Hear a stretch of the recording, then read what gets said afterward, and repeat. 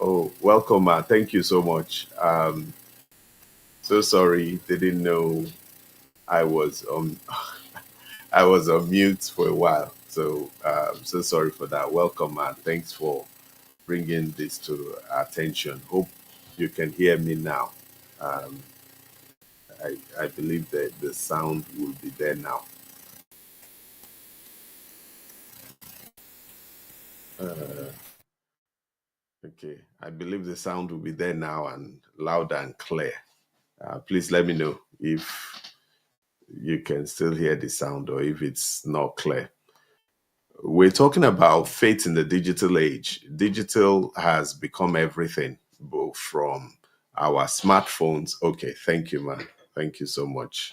I didn't know, I was just talking on.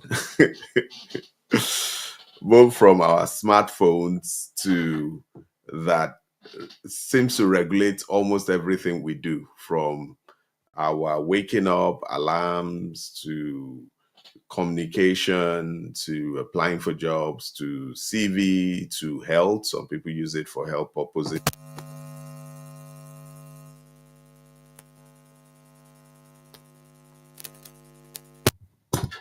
Some people use it for many other purposes, and it's become a part of our life.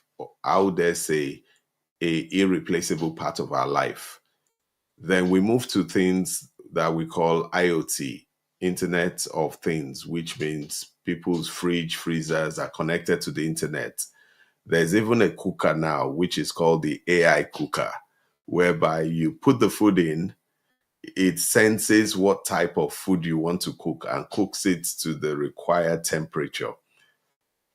It's just crazy what the world is turning into. But that also holds implication for our faith as well. A lot of people tout AI, digital technology, as the handbringer of evil. Whilst they have some valid points around that, we are looking today at how we can make the best out of our faith in the digital age. Whilst we might think all these things would introduce complexities, introduce chaos, or take our faith from us, I want us to look at today what we can do in order to begin to turn the tides against it and embrace AI not just as a tool, but as a friend or a partner, or digital space, as a friend or a partner that can help us to become even more advanced spiritually. I have 5 points today, and I want us to, please feel free to share if there is any other point I may have missed or have forgotten, or if there are other views about the topic. The first point I want to talk about is the fact that online communities are now the real church. There was a scandal recently, or there's an argument or a court case regarding a gospel music artist as well as the music manager.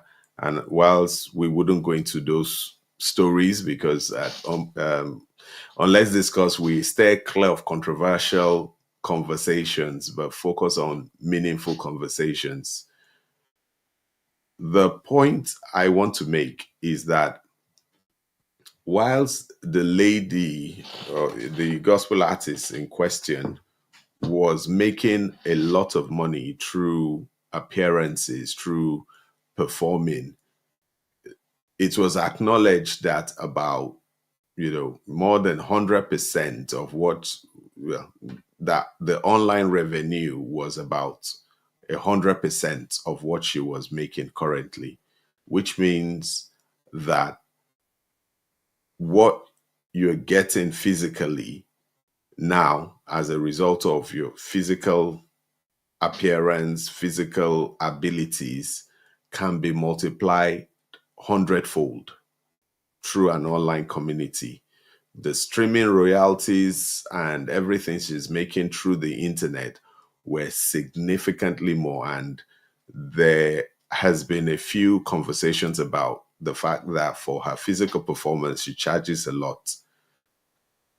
Even though she charges a lot, majority came from streaming. And that's my first point, that online communities are now the real church. You see a lot of people following music artists, you see a lot of people following different people online. There is a huge concentration of people online. And whilst it's easy to say, look, digital age has nothing to do with me, the phone is distracting my, presence, I'm unable, AI is a bad thing, things like that. It's meant to control people, it's meant to do a lot of things. The realization or the reality is that the online communities are the real church.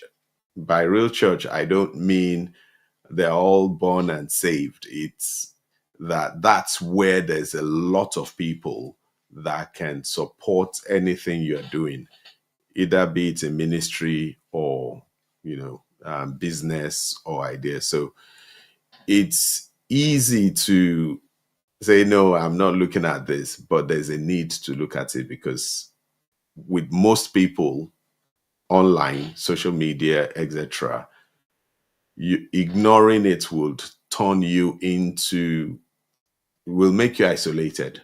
So that's the first point, that online communities are the real church.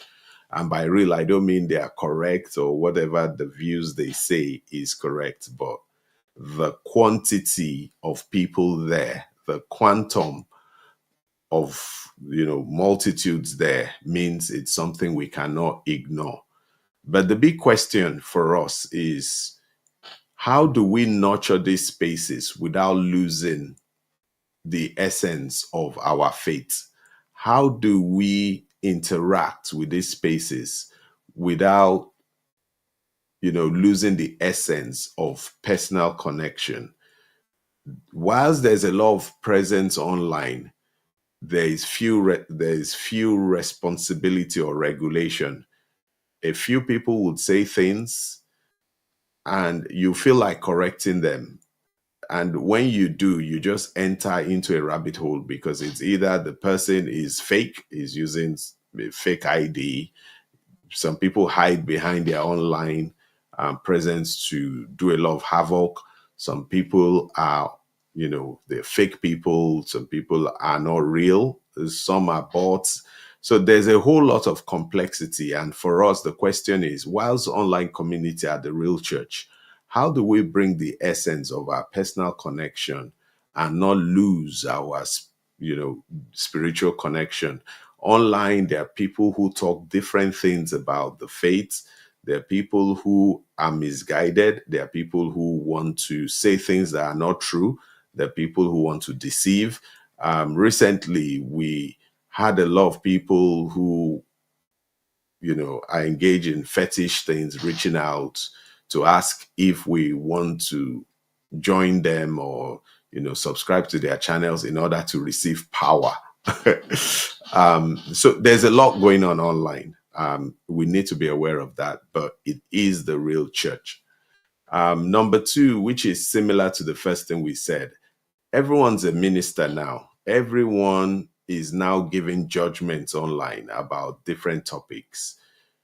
When a blogger raised the issue of tithing some, I think a year or two ago, the backlash and the online movement that gathered was so profound and created a lot of new challenges for the church, for some of the founding fathers of faith. There's a need for us to understand that now we can't just say the book of Mark 5:6 says this. You would see people, online ministers, self-serving ministers, who will challenge, who will criticize, who will come up with different views. We need to be ready for that. Everyone's a minister now. It's giving everybody a platform to be accessible to say things. For example, If I say something funny on this platform, before we know it, it could begin to trend because there are a lot of people who will say, how can a child of God say that? There's some people who thrive on looking for people to damage their reputation. Everyone's a minister now. Everybody will tell you this is right or wrong. Everybody would want to lecture you on what is right. As a Christian, we need to be aware of this. We need to be aware that our faith is being opened up to significant challenges. Our faith is being opened up to people who might cast judgment. Our faith is being open to people who will distort, twist our message. And and on the same hand, is being open to every people who would expand our message. We just have to be ready to grow a thick skin. We just have to be ready to trust God in a totally different way. When we are subject to online abuse or intimidation, we need to trust God. I know it will sound strange that why should we trust God when we're under maybe attack or things like that? Is because whilst everyone's a minister, not everybody's a minister of God. And when you face that, you would need the help of God to get through it. It's so hard reading things about yourself, people lying, people making things up. But on the other hand, same people online, some would, expand your message, some would believe in it and take it to new places. So we have to be aware. Everybody's a minister now. You can't claim you have the sole right of saying things and believing everybody will believe it because you're a minister of God.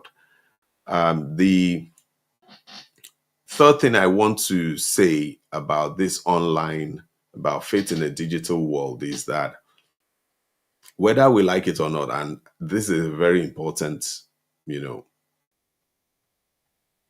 know, comment, and this is really important because it would help us.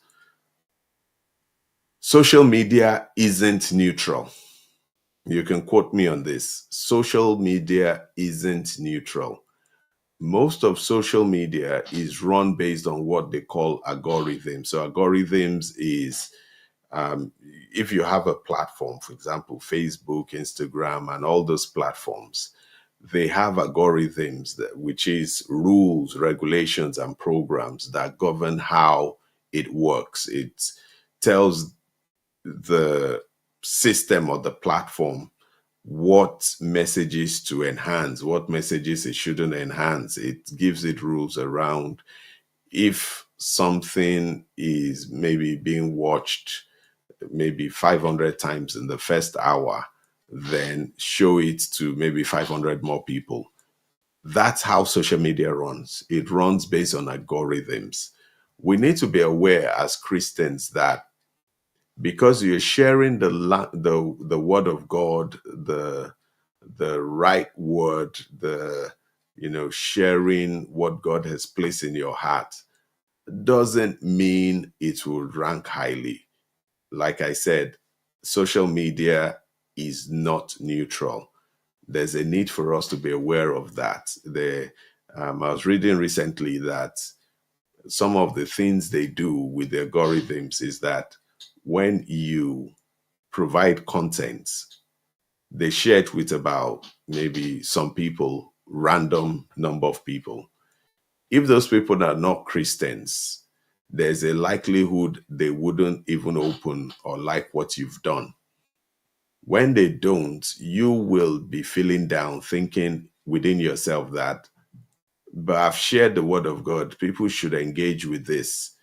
Number one is that it goes to some random people who may not be Christians. Some may even be antichrist and atheists, which means your video, based on the algorithms, may not rank highly. We need to be aware of that as children of God. Therefore, there's a need to ensure that our presentation of the gospel is of maybe slightly higher standard than we would have been doing 5 years ago or 10 years ago. That's the first category. The other category is that even Christians, a lot of them don't come to social media to be edified. Most times, people come to social media to be entertained. Whilst edification is really good, and that's what we try to do. So, for example, what we're doing here is encouraging, giving recommendations, sharing views, talking about topics whereby we can all benefit. The goal of most people isn't, even Christians, is not edification when they come on social media. The goal of most people is entertainment. And understanding that makes you begin to think a bit differently. Yeah. Oh, okay. Thank you. So yeah, there's a contribution already. Thank you, sir. Said there's a need to change the approach and method of the message. I agree. Welcome, sir. Thank you so much. That we shouldn't rely on the way people have been saying things. I'm not saying the content of what we are saying should change. Evangelist said, we need to change the approach and method of the message. We can no longer rely on using outdated techniques. We can no longer say everybody needs to read a Bible verse. Some people would appreciate it, people who are Christians.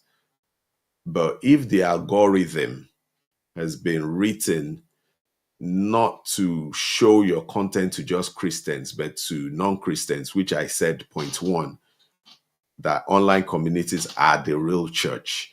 There's a need for us to be more deliberate. There's a need for us to step back and say, okay, I want to tell people that, God loves you.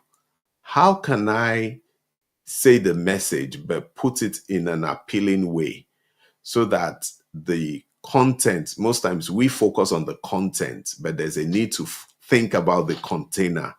Because no matter how good or a bottle of Coke is, if it looks very dirty, if it has stain or is unappealing on the outside, no one will buy it. We need to start thinking about our container as well. I have been investing a lot of time. I'm not yet there, which is why you'd see, even on Unbox Praise, we haven't been doing a lot of social media posts.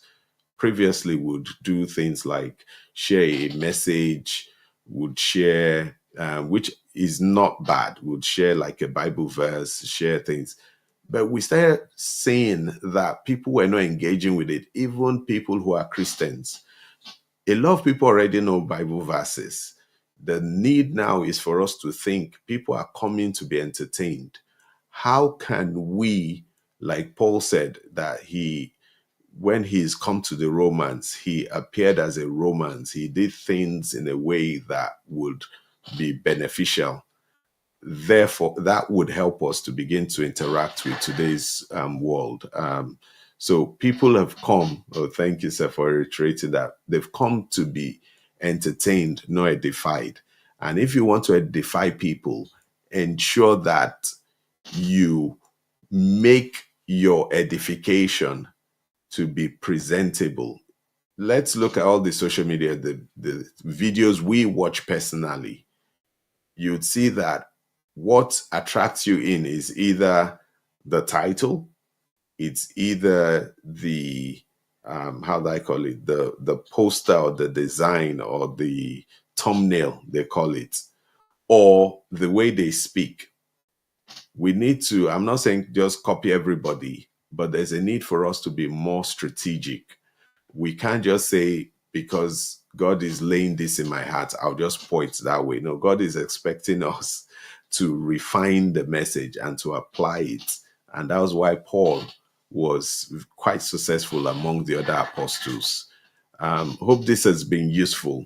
These are things that I've learned and I'm still working on, so that by the end of March, when you begin to see some of our posts on Unbox Praise by the grace of God, we'll still have our core music content, but we want to ensure that any interaction with our social media posts would edify people, but we make it a bit appealing so that they would want to, interact with it a bit more. Yeah. So algorithms also shape our fate because there are a lot of things that people are putting online. There are some things which are, how will I call it, slightly new world, new age, slightly a lot of those things because it's getting a lot of interest by different communities, a lot of hungry believers, and I'm sorry to say this, at times when we are interacting with online believers, online communities, there's a need for us to just move away from the book of Mark says this. We need to go a bit deeper because, like I said, everybody's becoming a pastor. Everybody's having access to a lot of information. Everybody can digest and dissect information, most times from the wrong sources. There's a need for us to be prepared and to understand what of the things we're saying, to understand the motivation, and to be able to have a conversation to say, look, okay, I understand what you're saying, but this is my view about it. These are my reasons. This is my support. This is my justification. Like I said, the faith in the digital age has to evolve to adapt to that digital age. We need to be like Paul, who is a Roman to Romans and behaves like a Jew to Jews. We need to also practice discernment and stay rooted in the truth when engaging in digital spaces. People would come with slightly colored versions of the scripture. Some of it would look true, some of it will look false. There's a need for us to practice discernment. And finally, I just wanted to talk a bit more about things like AI. Anyone who is interested in learning a bit about AI, please drop a chat or drop I'm interested in the comment section. If I get up to 5 people, I'll do a special session on AI. I'll take us through how to even improve your use of AI. I have a B, C, D, E formula whereby A is around the action, which is what 90% of people just interact with. But there is the B around the background. There is the C around the context. So when you provide the background, it gives you better response. When you provide C for context, it gives you even better response. When you put D for data or some more information like a book and everything, it even gives you better response. And the last one, which is the E, is when you provide an example.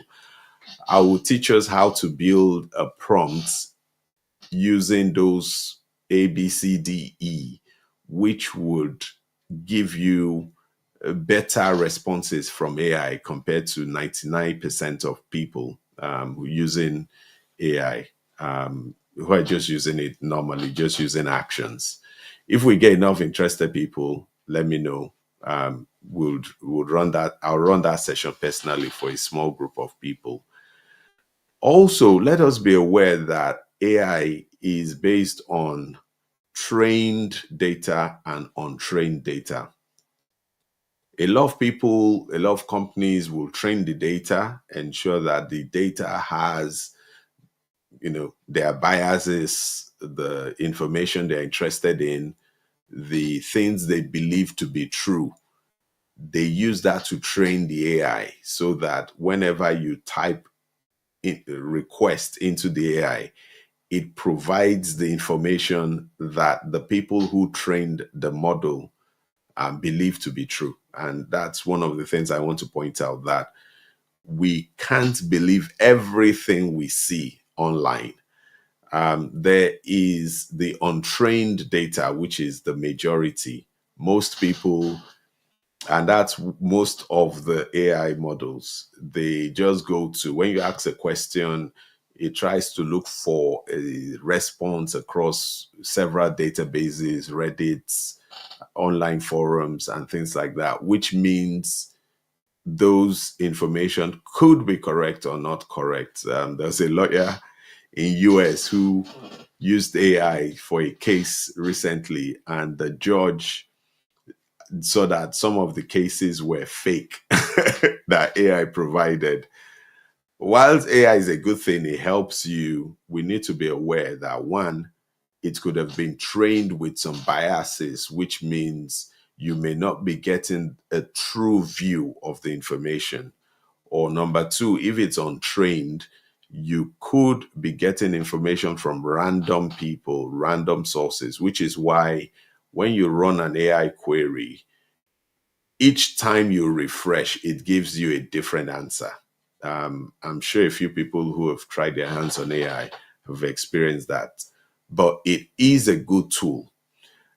And how, as Christians, how do we interact with this? Not from AI would is doing this, is going to be, um, let me give us an example. There was someone who was preaching about a message recently. He said, Jesus said, if these people don't praise me, I'll raise up the stones. And we know that computers are made from silicon, which are, plucked from, the earth, or in some places, rocks. With an AI now, with AI prompts, you can generate a song, you can generate a musical arrangement, you can generate a lot of things. I can even replicate myself now talking. I'll give the AI the script, and it will be talking and interacting with people, but it's all AI. It means that whilst some of the things that seemed impossible for man to do, some of those processes or tasks, it can be handled by AI now. And there's a need for us to understand that and begin to, oh, thank you, sir. Okay, thank you, Ma. So she said she's very interested. Oh, thank you. So yeah, hopefully we'll get a few more people. If not, I'll run for her specially because she's a wonderful person to me. Anyone else who is interested, let me know. I promise you that you wouldn't find some of the information I would share easily accessible online, or you'd have to pay a lot of money.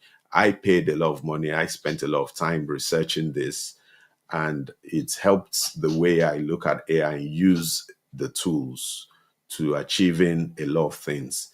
It will help you in whatever thing you want to do. So please let me know. We'll organize a special session. I did a training session once for people. I can share a few of the slides around AI jobs. Let me see if I have that. And I might cover part of that in that session. So I covered what's the impact of AI on the job market. You can see here, I identified which industries are at risk. I talked about what you need to do, the difference between and upskilling and reskilling. I talked about challenges, emerging job roles and things like that. So, but now that was like a year ago. And I thought I knew then, but I just discovered now that I didn't even know 1/10 of what I know now. So please, there's a lot of things for us to talk about in that session. If we have enough time in that session, I'll talk about the likelihood of your job being replaced by AI, how to know, and how to protect yourself, how to begin to think about what other opportunities you need to move into quickly before it gets too late. The final point I want to leave us with, thank you, sir. Really appreciate this. Thank you, sir. So Apostle said, this is a very interesting session for me. No comment, more listening today. Thank you for bringing enlightenment to this very interesting subject matter. Thank you, sir. Yeah. So we now have 2 people interested. Anyone else, please let me know so that you can get the invite. So now I'll be running it because I have 2 people excited, interested in it. If you want to be part of it, let me know, because we wouldn't really advertise it. I think um, whilst we want people, I'm not really interested in a lot of people. I just want a few people who attend Let's Discuss to benefit from Let's Discuss. And the third and final point, because of our time, is we are reaching the world through a screen in the digital age. We're reaching a world through a screen. So now you're looking at me at a screen. Everything we're doing, your phone, you're interacting with social media posts and everything is through a screen. And it requires intentionality. What tends to happen is that a lot of times people just so digital age isn't a means for you to just broadcast your message.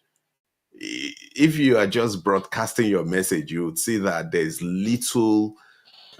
little reward from doing that. That's why some people say, but I've put up posts, I've done this.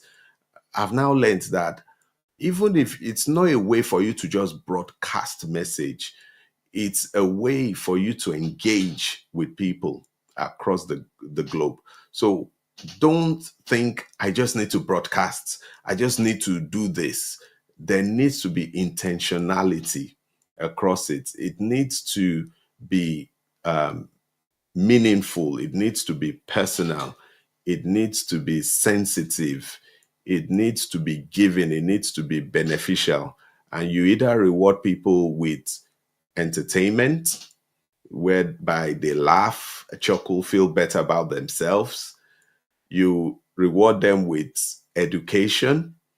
And by the education, it has to be something that would be beneficial for them. Everyone now isn't interested in, let me just learn. Everyone's always saying, what's in it for me? What can I gain from this? When we're engaging with this digital age, we should know that it's not just broadcasting message. It's time for us to, okay. Oh, thank you. Yeah, so we now have three people. Welcome, Pastor Nika. Thank you so much. So she said she was on YouTube and just jumped to Facebook now. Yeah, thank you. I think on YouTube as well, when you comment, we'll receive it. I think there's a bit of a delay, but we receive it as well. So there's a need for us to ensure that when we are we're not just broadcasting, we're thinking about what will add value. A few people have called me and said, change, let's discuss, make it more this, make it more jizzy, make it more, exciting, more this thing, make it more laughing. I just said, no, it's not about that. Let's discuss is for people who are at a particular intellectual level, who would enjoy things like this. If I try to do things to appeal to everybody, you appeal to nobody. There's a need for us to understand that whilst our message needs to be broadcast to the world, there needs to be an intentionality, there needs to be an understanding of what is my best capability. There's some people now, if they're doing something like this, they'll be excited, they'll be speaking in tongues, they'll be jumping up and down. There's some people, when they're doing it, they'll be very forceful. There's some people, when they're doing it, they'll be entertaining, cracking jokes. Some people will be telling you stories. And whilst all those things are good, that's not me. That's not me. For me, it's about, giving people joy, information, transforming people's lives, and making sure we can interact with our faith and life in a balanced way. That is me, and that's what I'll stand with. We'll bring in guests, bring in people to share, but that is pretty much what we're doing. If we are just broadcasting, if you're trying to appeal to everybody, you'll appeal to nobody. It's time for us to know that as Christians, our faith is in a digital age. And whilst we are not of the world, we are in the world. Whilst Paul was a Roman and a Jew, he appealed to romance in the way of a romance. We need to invest in knowledge. We need to begin to read all these things. We need to begin to see how can we become better. Because you have a message doesn't mean that that message will be well received. And I've seen some people pull me and say, but this person has achieved something. This, this program, this company, I want, and this is my very last, closing argument, is that let us not forget one important thing. Most people that you are looking at as being successful online are really not successful online. I will repeat that. Most people that you are looking at as being successful online are not successful online. If you follow what they are doing, you'll end up going nowhere. Let's take Apple, for example. They have millions and millions of followers. They didn't achieve their breakthrough because of the online thing they're doing. If you take some popular gospel artists, they didn't achieve success through online. They achieved it offline and they are now online. Copying what they're doing is a sure way for you not achieving anything. Whilst we need to think about our offline, today's topic is about the online. First and foremost, any person you're following or any advice you're giving, you need to check, did they achieve success based on their online activities, or did they achieve it based on offline?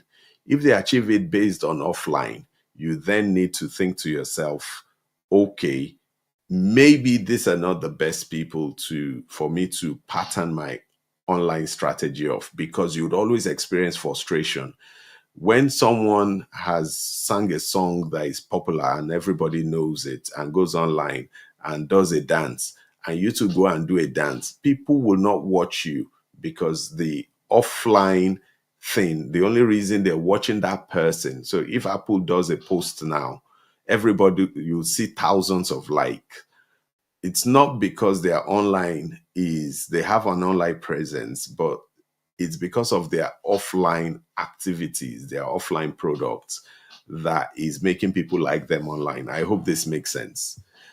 Let us not be discouraged that I only have 2 views, I only have 3 views. Know that you have to do a lot of work online. Look for people who have succeeded purely based on their online activities and follow what they are doing rather than people who have succeeded based on offline, because you would always struggle to do that. I hope this blesses anyone. Is there any other contribution so that we just wrap up? I know it's been a bit of a very heavy session. For those who will be interested watching this later, let us know. I'll be organizing an AI class. I don't think it will be more than 2 hours, where I will talk to you about how to improve your AI prompt. What is AI? How does it work? What can you use it for? How can you use it? It's going to be very interactive and practical. Make sure you have access to the internet for that course. And it's going to, I said, I'll take you through the ABCDE of AI prompt, how to make it better and more advanced, that would make you stand out from 99% of people using AI. If you're interested, just, contact us online or offline and we'll send you the link, because I'm only going to send it to the people who have indicated interest. Then we also closed off by saying, look, the world is our screen. Let us not view technology. We know it's biased. We know it's corrupted. We know there are a lot of things happening in there. But that is now our new mission field. We need to do the work. You might think only 2 people have seen my post, but guess what? The message you have when you put it online, if all those AI tools, all those searches go around and can't find anyone, they will come to yours. They will come to the thing you have put there. There's now a democratization of knowledge. we need to stand out, and we can only stand out by knowing more about this, realizing we're in the digital age and not in the days of the 10 years 20, 30 years ago. Whilst those things still work, we need to know that the internet is now bigger than most of the traditional means, and we need to adapt, and God will help us. Faith in the digital age has to evolve. Faith in the digital age requires a lot of work. Faith in the digital age requires us to begin to do something different, to be more radical, to express our views more, and to become skilled, and to give people in the world some competition that is really needed. We can't call ourselves Christians and be hiding in the shadow. When I Google a book, a topic in the Bible, I want it to be from Christian authors. I want it to be from you. There's no more time to hide in the shadows. We're hiding in the shadows offline. We shouldn't hide in the shadows online. And God will bless us in Jesus' name. That thing you're looking for might just require a digital audience. It's time for us to realize that the new work has started. The new ministry has started, and God will bless us in Jesus' name. So thank you, everyone. Have a great week. And thank you, everyone, for the comments. Thank you, Apostle. Thank you, Pastor Nike. Thank you, my mom, Pastor Helen. And thank you for everyone that is listening. Thank you, Pastor Alice. Thank you for everyone else that would listen to this. I don't know everybody else, but God bless you all, and meet you as in the digital space. And God bless you as we begin to win it over for Christ. I will reach out to the people interested in the course. I'll speak to a lady helping us to help coordinate so that we can look for the best time for people. Most likely it will be on a Saturday, so that we can have sufficient time. And by the grace of God, I would impact everything that I know. Some of the things you will discover will be techniques on how to write your book. There are some ideas you might have had, but it's so difficult finishing the book and things like that.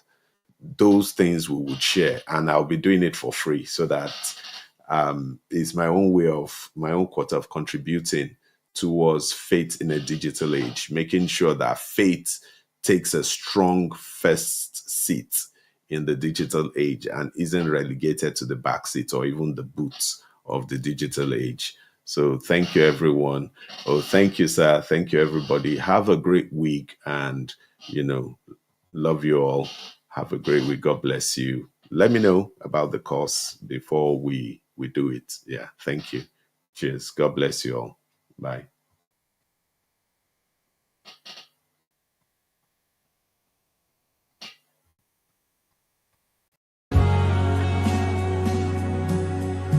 And you will never ever change. You are the Lord. You remain the same. It's a simple chorus. You will never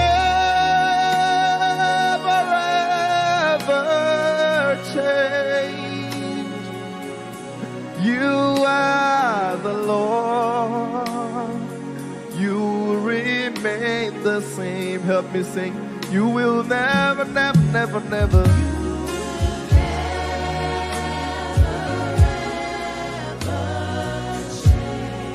You are the Lord.